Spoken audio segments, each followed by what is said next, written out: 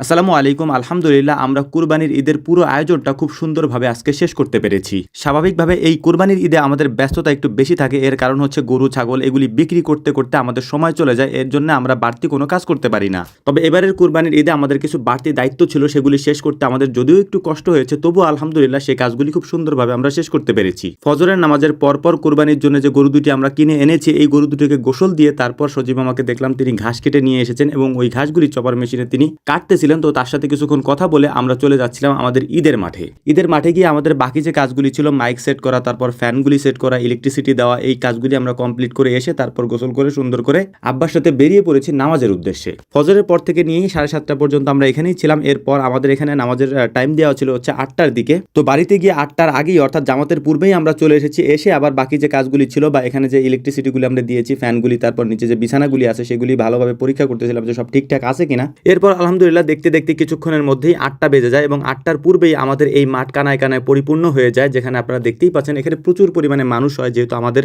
এই একটাই মাত্র ঈদগাহ এবং এখানেই আমরা সবাই মিলে একসাথে সালাত আদায় করার চেষ্টা করি। আলহামদুলিল্লাহ এই ঈদগাহের ভিতরে যেহেতু পরিপূর্ণ হয়ে যায় মানুষের, এই জন্য বাইরে সালাত আদায় করার জন্য আমরা একটা ব্যবস্থা করে রেখেছিলাম, যদি বাইরে একটা কাতার দেওয়া যায় সেখানে আমরা বিছানা তৈরি করে রেখেছিলাম আগে থেকেই, যাতে করে আরো লোকজন যদি আসে তাদের নামাজ পড়তে কষ্ট না হয়। নামাজের পরে আমাদের ঈদগাহের জন্য আরো বেশ কিছু উন্নয়নমূলক কাজের জন্য আমরা প্ল্যান করে রেখেছি। আলহামদুলিল্লাহ সেগুলি সম্পর্কে সবাইকে অবগত করা হয়েছে এবং সবাই আমাদেরকে পরামর্শ দিয়েছেন। সেই পরামর্শগুলো সুন্দরভাবে আমরা পর্যবেক্ষণ করে আগামীতে এটাকে আরো সুন্দরভাবে করার চেষ্টা করবো ইনশাআল্লাহ। তবু এটাকে আরো সুন্দরভাবে আমরা করতে পারতাম যদি আমাদের ব্যস্ততা এই সময় একটু কম থাকতো, যেহেতু কোরবানির ঈদ, এই সময় আমাদের খামারের ব্যস্ততা বেশি থাকে, বেচাকেনা থাকে, যে কারণেই আমরা এটাকে আরো সুন্দরভাবে করতে পারিনি। তবে আগামীতে আরো সুন্দরভাবে এটাকে আমরা করার চেষ্টা করবো ইনশাআল্লাহ। তো আলহামদুলিল্লাহ নামাজ শেষে সবার সাথে কুশল বিনিময় করে আমরা এখান থেকে বেরিয়ে যাচ্ছিলাম এখন। এর কারণ হচ্ছে যে আমাদেরকে কোরবানি করতে হবে এবং কোরবানির গরুগুলোকে বের করে নিয়ে আসতে হবে কোরবানি করার জন্য। সময় খুবই অল্প, বাকি সময়ের মধ্যে আমাদের কোরবানির কাজগুলি কমপ্লিট করতে হবে। আলহামদুলিল্লাহ সবথেকে ভালো একটা বিষয় ছিল যে আজকে বৃষ্টি হয়নি এবং এই সুন্দর আবহাওয়ার মধ্যে আমরা কাজগুলি খুব সুন্দরভাবে শেষ করতে পেরেছি।